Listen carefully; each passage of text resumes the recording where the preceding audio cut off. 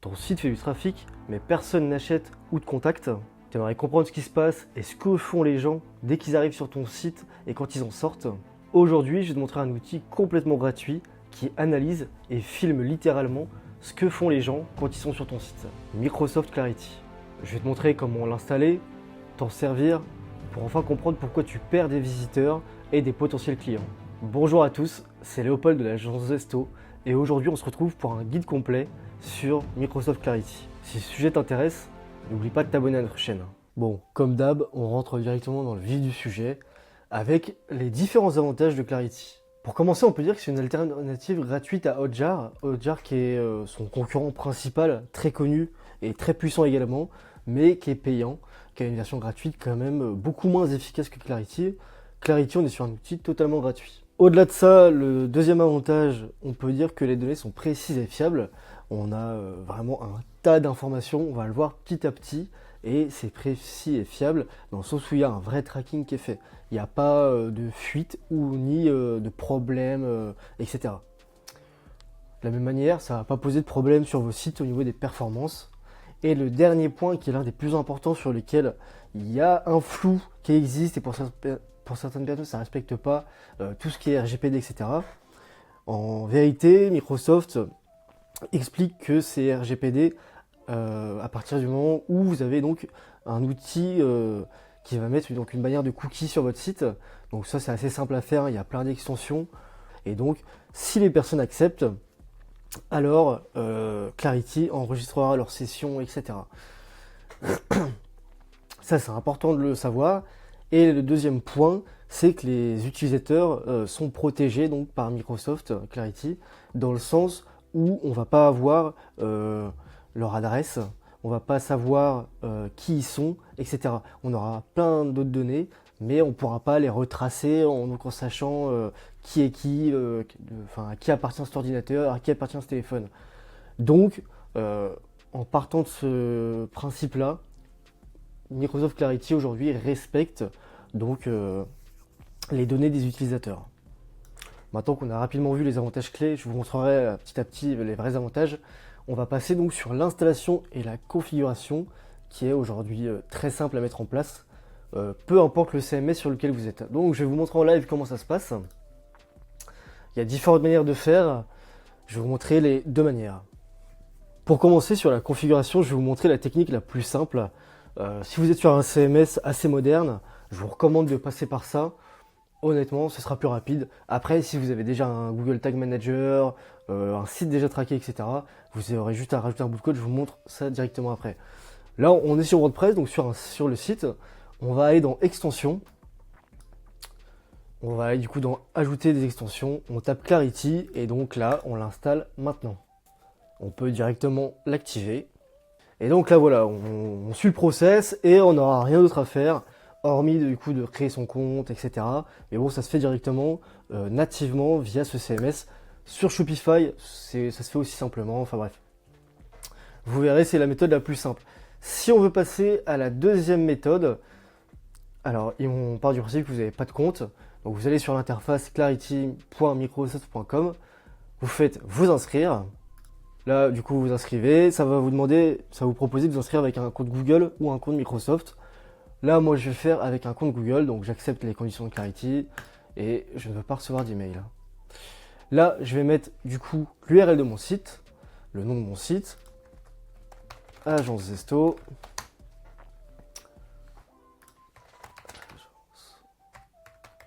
Zesto.com. Et là, peu importe, je vais mettre service B2B. Ajouter un nouveau projet. Là, vous allez voir, vous allez être donc guidé pour l'installer. Bon, et la deuxième manière qui est un peu plus compliquée, mais encore, vous allez voir, Clarity a bien fait le job. Donc là, vous voyez, vous avez installé avec Google Tag Manager. Donc si vous l'avez déjà, vous pouvez le faire avec. Installer manuellement, ou alors vous pouvez faire utiliser une autre plateforme. Là, donc vous allez choisir l'outil que vous avez. Imaginons qu'on est sur Wix. Et ben là, vous allez avoir directement les guides avec des captures d'écran, etc. Et donc, vous avez juste à suivre les différents tutos pour le faire. Honnêtement, ça va prendre 5-10 minutes si vous n'êtes pas à l'aise avec ça. Et voilà, une fois que ce sera configuré, vous aurez donc les datas qui vont commencer à s'ajouter dès que vous aurez des utilisateurs. Je peux vous montrer, donc il y a vraiment pour toutes les plateformes, si on est sur Webflow, on a un autre guide d'installation. Voilà. Si vous voulez pas encombrer votre site, vous savez les extensions, ça peut ralentir les performances du site. Clarity en l'occurrence, c'est pas énorme, mais voilà, vous pouvez le faire directement avec Tag Manager. Et là, pareil, vous avez donc un petit tutoriel. Si vous avez Tag Manager, en théorie, vous devriez savoir le faire plutôt facilement. Donc voilà, une fois que c'est configuré, peu importe la manière que vous ayez fait, vous allez arriver donc sur Clarity Visite Guidée. Donc ça ne sert à rien de tout passer, etc. Je vais vous montrer juste les points les plus importants. Voir les données Clarity dans Google Analytics en quelques étapes. Ça, à part si vous avez vraiment des choses à traquer très pertinentes, moi je vois pas forcément l'intérêt sur Google Analytics si c'est bien configuré, il y a déjà suffisamment de data. Ce qui peut être pertinent, c'est du coup d'inviter quelques membres de votre équipe, si vous avez une agence web, par exemple vos clients, etc. Voilà, vous cliquez dessus, vous rentrez l'adresse mail, il recevra un mail, etc. Il pourra directement se connecter. Ce qui peut être très important, c'est faire blocage d'IP. C'est-à-dire que c'est pour éviter que Clarity enregistre toutes vos sessions et donc que vous perdiez du temps à devoir filtrer quand est-ce que c'est vous ou des membres de votre équipe. Du coup, là, vous faites bloquer l'adresse IP, vous mettez, donc je sais pas, moi, agence Zesto par exemple, et là, ils vont bloquer mon adresse IP actuelle. Voilà. Donc voilà, c'est une fois qu'on a tout configuré, vous avez vu, ça prend vraiment pas longtemps. On arrive donc sur le tableau de bord. Pour information, là j'ai pris le site Agence Zesto. C'est pas un site sur lequel on essaye de générer du trafic, etc. On a quelques visiteurs, là vous voyez en 30 jours 310. Mais on ne pouvait pas prendre pour des soucis de confidentialité des sites de clients ou nos sites sur lesquels on fait de l'acquisition. C'est pas très grave, il y a quand même de la data. Vous voyez, donc on voit le nombre de sessions, on voit le nombre de pages moyen par session, le niveau de profondeur de défilement en moyenne, c'est comment les gens scrollent sur votre site, et le temps passé sur notre site. Là, on peut voir s'il y a des utilisateurs en direct, s'ils sont, on peut d'ailleurs regarder ce qu'ils font, le nombre d'utilisateurs uniques, etc. À côté, on a les informations. Ça va être très pertinent. Donc, on a les clics de colère. Les clics de colère, ça va être en général quand un utilisateur va cliquer plusieurs fois au même endroit. En général, on peut se dire qu'il y a un problème. D'ailleurs, s'il y a des clics de colère, c'est très souvent que l'élément n'est pas cliquable et qu'il serait peut-être pertinent de le faire en affiliation. On donne souvent l'exemple. Ne mettez pas juste le bouton cliquable, mais mettez tout l'encart où il y a le comparatif produit, par exemple. Les clics non valides, c'est pareil, c'est quand quelqu'un a cliqué une fois sans aucun résultat. C'est comme les clics de colère, c'est souvent qu'il faudrait, soit il y a un problème, un lien brisé, ou alors qu'il faudrait la rendre cliquable. Là, ça vaudrait le coup d'aller du coup regarder pourquoi c'est le cas. Défilement excessif, c'est quand les gens ne vont pas trouver ce qu'ils veulent et donc vont scroller comme ça. Retour rapide, ça c'est quand même moins à prendre en compte, c'est pas très important. Ici, donc on a un tracking sur les événements particuliers. Donc dès que quelqu'un va cliquer sur nous contacter, l'IA de Clarity a compris que c'est des gens qui voulaient donc nous contacter, qui vont donc essayer de nous envoyer un formulaire ou nous appeler en allant sur notre page contact. Donc ça c'est important de voir. Après si les gens ont rempli le formulaire ou pas, on voit que par exemple il y a 9 sessions, donc 9 utilisateurs qui ont cliqué sur envoyer le formulaire, clic sortant, voilà. Quand est-ce que c'est que les personnes partent du site, voilà, très intéressant de le voir. Ensuite, on descend, on a donc les sources de trafic, enfin comment les gens sont arrivés sur notre site. Donc on voit directement via notre URL, via Google, via YouTube, via Bing, via ChatGPT. On a ces différents éléments, donc Other, source, etc. Comme on va voir sur Google Analytics ici, on retrouvera exactement les mêmes données. Et là, pareil, les différentes sources des personnes qui sont arrivées sur notre site. À côté, on a les différents navigateurs par lesquels les gens sont venus sur notre site. Donc Chrome, Chrome Mobile, Mobile Safari, Edge, etc. Il n'y a pas grande utilité de regarder ça, hormis un peu de la curiosité ou pour mieux cibler selon certains points de campagne, par exemple. Là, pareil, on peut voir qu'il y a plus de sessions via les ordinateurs que via les ordis. Autres, en général, c'est les tablettes. Voilà, donc on les voit. Là, ce qui peut être pertinent, c'est de voir l'ensemble des performances techniques. Donc voilà, comment on charge notre site, etc. Ça vaut le coup, 80 sur 100, c'est déjà pas mal. Si vous voulez optimiser votre site au maximum, allez voir là où ça pêche. Donc on peut voir les sessions où il y a eu des problèmes avec des images, des chargements, etc. Et là, pareil, on a du détail sur les différentes pages. Donc c'est très très pertinent de le voir. Surtout si vous avez des landing pages qui tournent avec Meta, Google Ads. Là, vous regardez les performances des URL qui sont en campagne. Et pour le coup, je vous recommande de les optimiser de sorte à ce qu'elles se rapprochent de 100 quand même. Là, intéressant également, on a les pages les plus utilisées sur notre site. Donc voilà, on peut voir les différentes sessions, etc. Les pages inactives, donc les pages qui font quasi pas de trafic ou pas du tout de trafic.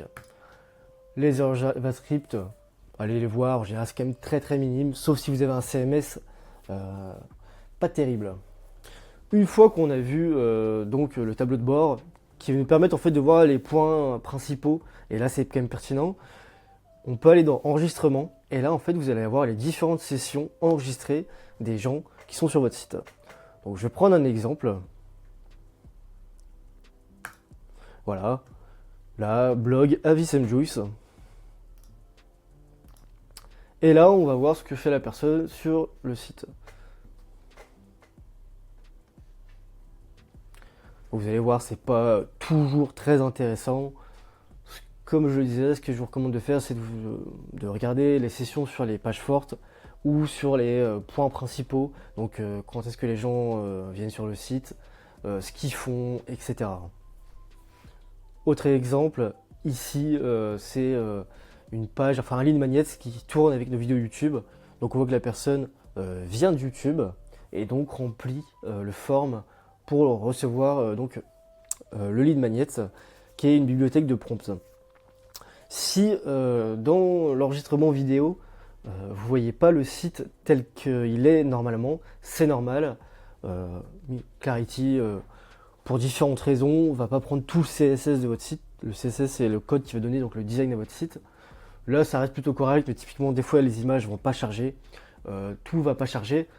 Ne vous inquiétez pas, c'est pas ce que les utilisateurs voient. Ils voient le site tel que vous pouvez le voir quand vous êtes dessus. Donc voilà, là, ça peut être très intéressant de regarder différents points, ce que font les gens sur le site, où est-ce que ça clique. Perdez pas trop de temps, regardez donc typiquement les clics non valides, vos landing pages, comment les gens interagissent, est-ce qu'ils scrollent, est-ce qu'ils cherchent où cliquer pour vous contacter, remplir un formulaire, est-ce qu'ils s'arrêtent sur une information précise ou pas. Voilà, il y a différents points à analyser. L'idée c'est de comprendre comment optimiser la page et ce qui bloque ou ce qui pourrait être amélioré, très concrètement. Donc maintenant qu'on est passé sur les enregistrements, on va passer sur ce qu'on appelle les heatmaps ou les cartes thermiques avec la traduction française. Vous voyez, donc là vous allez voir les pages les plus populaires. Vous allez cliquer dessus.